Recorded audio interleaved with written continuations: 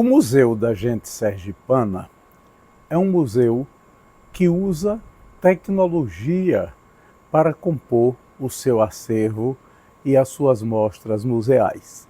Tecnologia que foi incorporada pelo arquiteto Ézio Deda quando concebeu o espaço. Ézio confessa que não dominava esse tipo de tecnologia e foi buscá-la no Museu da Língua Portuguesa em São Paulo. É sobre a construção tecnológica que nos fala agora o arquiteto Ézio Deda. Eu tenho muito cuidado com essas terminologias, porque eu tenho naturalmente uma atuação muito multidisciplinar, né? Mas eu não tenho a graduação em museologia nem nenhuma especialização nessa área. Então, assim, eu acabei entendendo pelo fato de ser curioso e dedicado e um insuportável obstinado nas coisas, né? Então eu fui ler sobre o assunto, eu fui entender, né? Eu fui pesquisar. Mas eu acho que assim, esse museu, que quando ele foi estruturado, veja, tem uma coisa que é bom registrar. Quando eu pensei no projeto arquitetônico dele, em vazá-lo internamente, para que a gente pudesse colocar todos os equipamentos depois com mobilidade, e eu não sabia trabalhar com tecnologia, né? Eu achava encantador, mas eu não entendia como era que aquilo se fazia. E fui atrás da gestão do Museu da Língua Portuguesa, o presidente era Sartini, Antônio Carlos Sartini. Me identifiquei e disse a ele que eu precisava do contato da equipe que tinha feito o projeto de tecnologia do museu. E ele me passou o contato do Marcelo Dantas. E foi eu que fiz a ponte entre Marcelo Dantas e o Banese. Então Marcelo Dantas, que já era um mago dos museus, tinha feito o Museu da Língua Portuguesa, tinha feito o Museu das Minas e do Metal lá em Belo Horizonte, e já era uma referência internacional. Marcelo era um mago dos museus, né?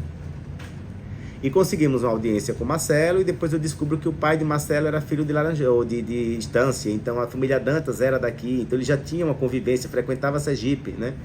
O que facilitou todo esse processo inicial. E aí, quando o Banese assinou a curadoria com Marcelo Dantas, qual foi a minha responsabilidade? Além de tocar a obra de restauração e de adaptação arquitetônica, acompanhar Marcelo Dantas nesse processo para que o olhar de Marcelo Dantas sobre Sergipe não fosse um olhar estrangeiro, pasteurizado. E nesse processo eu tive receio, porque havia muitas expectativas sobre o que seria esse museu. A tecnologia já era uma coisa que instigava algumas pessoas, mas que criava repulso em outras. E eu tinha receio de dizerem que todo o processo de escolha tinha sido em um gabinete feito por intelectuais. Na época participou o professor Aglaé, participou o Luiz Antônio Barreto, participou José Wanda, né? O Soltelo participou também, dentre outras pessoas que participaram por temáticas específicas, né? E eu achei pouco. Aí quando foi um dia eu tive a ideia de fazer o Fórum da Sergipanidade. Aí eu organizei um evento que aconteceu no SIC, durante 3 dias, com mais de 600 participações, entre professores, jornalistas, artistas, grupos de cultura popular, formadores de opinião, e discutimos as temáticas que seriam abordadas nesse museu e as pessoas tiveram a oportunidade de participar. E tudo isso foi transcrito, gerou uma ata e foi tudo filmado.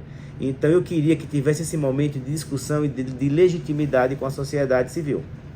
Eu lembro que quando a gente apresentou o esboço do que seria o projeto, as pessoas começaram a perguntar: mas cadê a praça da minha cidade? Cadê a praça? Cadê a praça? Cadê a praça?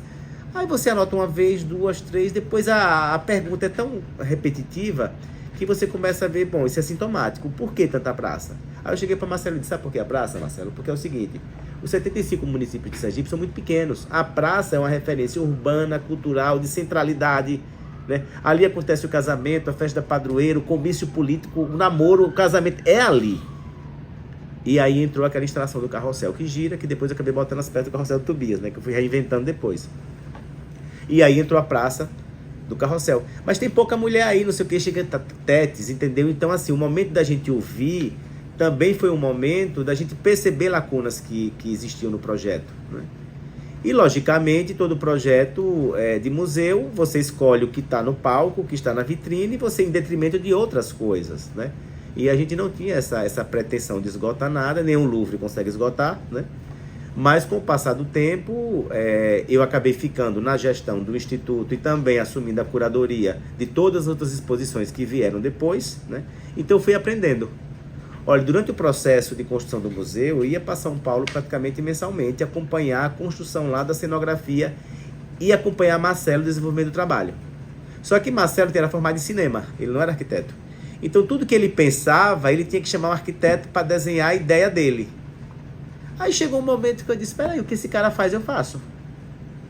Com a diferença que eu ainda posso representar graficamente minha ideia e ele não consegue, porque ele precisa de alguém para traduzir em desenho. A genialidade dele era o quê? E ele é genial. É identificar os pontos nevrálgicos que podem contar aquela história, né?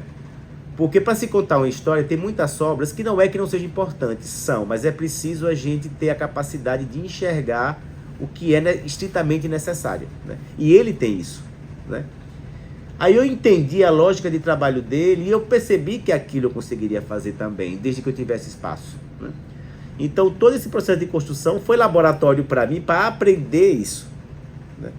Quando inaugurou o museu, eu disse, pronto, agora não tinha condição mais de estar trazendo, logicamente, curadoria de fora, tecnologia, para continuar, não tinha como manter isso. Então, além de eu aprender, acabamos desenvolvendo aqui uma mão de obra que faz isso aqui, né? Então, por exemplo, eu tenho uma empresa aqui hoje de marcenaria que trabalha com cenografia da forma que a gente pensa, né? De iluminação, né? Então, a gente acabou desenvolvendo até uma mão de obra local como o Museu de Ciências de Pânico. Então, ele foi laboratório para que a gente aprendesse outras coisas, né? Então, é um divisor de águas na minha vida, sim. Esse conjunto arquitetônico e artístico do museu com o Largo é um divisor de águas na minha vida. E abriu muitas portas.